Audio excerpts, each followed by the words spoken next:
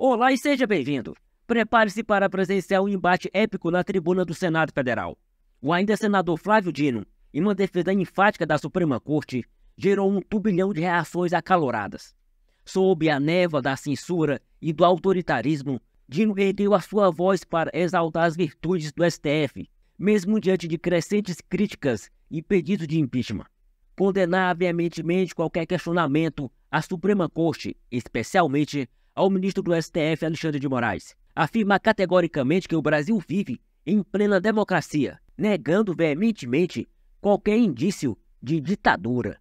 E para isso, citou a Suprema Corte dos Estados Unidos e elogiou o sistema e o governo da China, em um paralelo controverso com a realidade brasileira. Mas a indignação dos senadores Esperidião Amin e Plínio Valério não tardou a chegar. Em um contra-ataque implacável, Amin e Valério desmascararam as falhas e contradições no discurso de Flávio Dino, expondo a incoerência de defender a corte, enquanto ignora a crescente onda de insatisfação popular, a hipocrisia de pregar a democracia, enquanto tenta silenciar qualquer voz discordante, o perigo de se desviar da realidade e ignorar os anseios do povo brasileiro. Testemunhe a batalha épica que desenrolou no Senado. Assista ao vídeo e descubra. Imaginemos um país em que juízes do Tribunal Supremo permanecem no exercício dos seus cargos por mais de 30 anos. Imaginemos um país em que os juízes da Suprema Corte possam declarar amplamente a inconstitucionalidade de leis, as interpretem e, às vezes, por décadas, até modifiquem tais interpretações. Imaginemos o país em que o poder legislativo seja invadido e o judiciário tenha, até aqui, em face disso, proferido 750 sentenças, com 450 penas de prisão, 350 réus por agressão, resistência à prisão, 11 réus que agrediram jornalistas, 935 réus acusados de entrar ou permanecer ilegalmente em prédios públicos, 61 réus acusados de destruição de propriedade do governo federal, 49 réus acusados de se apropriarem de propriedades do governo, 310 réus acusados de obstruir o trabalho dos policiais, 55 réus acusados de conspiração. Esse país existe. Esse país se chama Estados Unidos da América. E a pergunta que faço: este Tribunal Supremo dos Estados Unidos é ditatorial? Tampouco é deplorável que haja uma Corte Suprema que julgue atos antidemocráticos que eventualmente tenham sido perpetrados. Não é também incompatível com a democracia que exista o controle de constitucionalidade das leis e, portanto, um controle jurisdicional sobre o conteúdo de atos praticados pelo Poder Legislativo e pelo Poder Executivo. De outro lado, imaginemos um país em que um Congresso Nacional, um parlamento, aprovou uma Constituição analítica, expansiva, ampla, vasta, ampliando, por conseguinte, o rol das controvérsias constitucionais. Imaginemos um país em que o Congresso Nacional aprovou um sofisticado controle de constitucionalidade, com várias ações constitucionais. Aprovou, inclusive, a possibilidade da concomitância do controle concentrado e difuso. Imaginemos um país em que o Congresso Nacional aumentou em 5 anos o tempo máximo de permanência dos ministros da Suprema Corte. Esse país também existe e se chama Brasil. A conclusão, senhoras e senhores, é que é falsa a perspectiva de querer imputar vícios e defeitos ao Supremo Tribunal Federal Brasileiro, que está conformado e em funcionamento de acordo com as normas votadas pelos deputados e pelos senadores. Vejo, às vezes, estranhamento com o fato do Supremo Tribunal Federal julgar parlamentares. O Congresso Nacional que permitiu que o Supremo processasse e julgasse parlamentares sem a necessidade de autorização da casa respectiva. Então, como a estas alturas da vida, nós, diante dessas situações, queiramos responsabilizar o Supremo por decisões políticas adotadas por décadas pelo Senado e pela Câmara? O que fazer?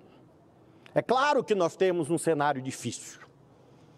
Nós precisamos compreender que cada poder tem suas funções típicas, entre as quais está de controlar os outros poderes. Só é possível exercer esta forma que não é única no mundo. Há países, como a China, que adotam um mandato no Tribunal Supremo, mandato para o presidente. Na China, quem escolhe o presidente do Tribunal Supremo é o Congresso, com um mandato de 5 anos. Vejo com muita preocupação falsas soluções. A ideia, por exemplo, de que o Senado é quase que obrigado moralmente a votar o impeachment de um ministro do Supremo. Impeachment por quê? Impeachment porque não gostou da decisão? Isto não é impeachment. Impeachment é uma sanção por crime de responsabilidade, tipificado em lei 1079 de 50. Não existe impeachment por gosto, não existe impeachment pelo conteúdo da decisão judicial. E como que isto é perigoso? É perigoso porque leva o debate para o território do extremismo e do impasse. Imaginemos que, em algum momento, houvesse a instauração de um processo de impeachment contra o ministro do Supremo. Quem sentará naquela cadeira para presidir o processo de impeachment? Artigo 52, parágrafo único da Constituição, votado por esse Congresso, não pelo Supremo. Quem senta para presidir o processo de impeachment é o presidente do Supremo. E quem conhece a história dos 2 impeachments que houve no Brasil, lembra que o controle acerca do procedimento é feito por quem? Pelo próprio Supremo. Então vejam que essa ideia a nada conduz, a não ser um novo impasse, se ela não for lastreada em legitimidade. Eu ouvi muitas vezes aqui na minha sabatina do dia 13 de dezembro a expressão ditadura judicial. Onde está essa ditadura judicial que ninguém vê? Do mesmo modo, é injusto e perigoso ataques de natureza pessoal. E isto está se vulgarizando no Brasil. Eu vejo, por exemplo, ataques pessoais a vários ministros, com mais frequência ultimamente ao ministro Alexandre de Moraes. E pergunto, as decisões do ministro Alexandre são irrecorríveis? Não. Então por que fazer ataque pessoal a um ministro, se as decisões estão respaldadas pelo colegiado? Ouvi aqui dessa tribuna a ideia de que os inquéritos não acabam. E pergunto mais, qual o juiz que arquiva inquérito de ofício? É possível a um juiz, a um relator, pôr fim a um inquérito porque quer? Porque acha que está demorando? Não, é impossível. Enquanto há fatos, indícios, provas a serem produzidas, o inquérito evolui. E quem pode pedir o arquivamento do inquérito? Apenas e exclusivamente o Ministério Público, princípio acusatório. Então, se alguém acha que o inquérito está demorando muito e deveria ser mais rápido, como se isso fosse uma nota inédita no direito brasileiro, por que imaginar que o relator vai, ou os relatores, seja eles quem forem, têm poderes, aí sim seriam ditatoriais, para pôr fim a inquéritos? Cumprimentando ao senador, futuro ministro do Supremo Tribunal Federal, já tive a oportunidade de saudá-lo nessa condição ontem, mas eu não posso deixar que o seu pronunciamento de hoje se encerre sem que o senhor avalie este modesto à parte que eu vou oferecer. O senhor foi muito eloquente ao dizer que só quem pode arquivar, eu até retificaria, quem é que pode pedir o arquivamento de um inquérito é o Ministério Público. E fê-lo bem. Mas eu quero lhe dizer que o inquérito do fim do mundo E o senhor sabe disso.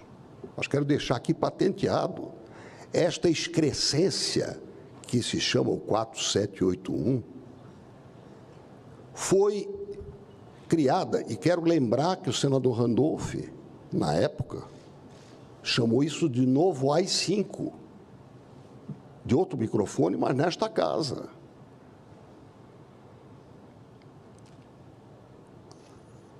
A chefe do Ministério Público do Brasil requereu em menos de um mês o arquivamento. Ele foi instituído no dia 19 de março de 2019. No dia 16 de abril, a Procuradora-Geral da República, Raquel Dodge, e eu vou ler só um pequeno trecho, ela pediu o arquivamento imediato do inquérito. O Ministério Público, portanto, cumpriu com o seu dever. E disse: o sistema penal acusatório estabelece a intransponível separação de funções na persecução penal, aliás, criminal.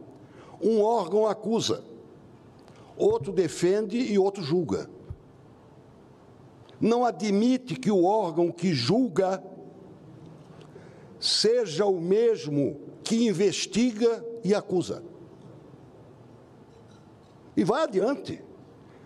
E que no Supremo Tribunal Federal, portanto, eu não estou fulanizando, eu estou circunstanciando, bata no pecado, não bata no pecador.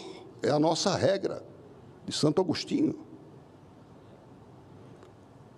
O ministro relator, aleatoriamente escolhido pelo sistema de distribuição regular, é o juiz natural, não o juiz escolhido pelo presidente do Supremo. E agora vou fulanizar, na época, o ministro Dias Toffoli. Portanto, a transgressão constitucional do chamado inquérito do fim do mundo foi apontada pelo Ministério Público. E o que aconteceu, senador Plínio? Foi indeferido pelo ministro relator. E subsiste, vai fazer 5 anos. E eu não tenho medo de repetir, é uma inquisição. Isso é uma inquisição que está aberta há 5 anos. Eu posso entrar, o senhor pode entrar, qualquer um pode entrar, desde que lá o Torquemada se lembre de você. E agora, para terminar, quando nós fizemos, quando a CCAI, então ainda não presidida pelo senador Renan Calheiros, que aqui está, mas ele estava lá e votou conosco, pedido daquelas informações, no dia 25 de outubro. A CGU dizer, por escrito na resposta, no dia 27 de novembro, que não pode dar a resposta ao Senado Federal, porque aguarda uma manifestação do Supremo sobre a interferência daquele pedido de informação com o inquérito 4781. Quer dizer, o 471 virou a Inquisição para qualquer coisa que interesse. E isto é muito preocupante. Então, eu não posso deixar de trazer a lume. Primeiro, o Ministério Público pediu, foi indeferido, e segue a banda.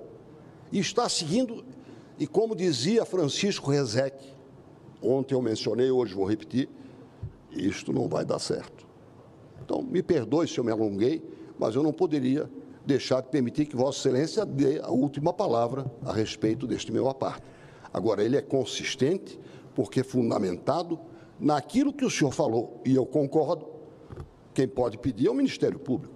E no exotismo, na bizarrice do indeferimento diante do flagrante descumprimento da Constituição na sua criação. Obrigado. Lá atrás, o senhor falou dos motivos para impeachment, que tem que ter motivo e, na sua percepção, parece que não tem motivo para impeachment de ministro. E, em seguida, falou do Código Penal vigente de 1941, para justificar e contrapor ao senador Amin. Eu vou ler aqui a lei que está em vigor, de 1950. Enquanto não vier essa lei que o presidente Everton falou, que para melhorar, o que está aí para mim está blindando o Supremo, discordo do que foi feito aqui, sobre a revelia dos senadores. É a Lei 1.388. O que está vigorando o artigo 39. São crimes de responsabilidade dos ministros do Tribunal Federal. 2 pontos. 1. Alterar por qualquer forma, exceto por via de recurso, a decisão ou voto já proferido em sessão do tribunal. Eu posso lhe dar 5 a 8 nomes de ministros que desobedeceram isso aqui. 2. Proferir julgamento quando por lei seja suspeito na causa. Tem ministro que a esposa está agindo na causa. 3. Exercer atividade política partidária. Perdeu o mané, ajudamos a derrubar o presidente, dito por um ministro. 4. Ser patentemente decidioso no cumprimento do dever e do cargo. Tem ministro com pedido de vista de 8, 12 anos. Todos eles têm pedido de vista com atraso. O que menos tem está com 3 anos. E 5º, proceder patentemente... Não, é o 5º aqui. O 5º é... proceder de modo incompatível com a honra, dignidade e decoro de suas funções. Um ministro do Supremo que diz perder o mané na cara dos manés, está faltando com decoro. 1941, o Código Penal é legal, está valendo. 1950, a lei de impeachment não está valendo. E quem vai falar agora é o senador amazonense, não é o admirador do governo chinês. Há muito, senador Dino, e é bom, eu estou falando com o senador Dino, ainda bem, porque se eu estivesse falando com o ministro, eu estava triste de ver esse tipo de pensamento, mas no parlamento é legal. Quando o senhor compara o governo, o Supremo Tribunal Brasileiro dos Estados Unidos, eu pensei que era o brasileiro mesmo.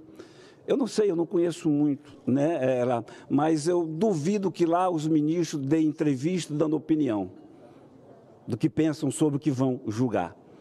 Eu duvido que lá tenha ministro do Supremo cuja esposa tem ação no Supremo Tribunal Federal.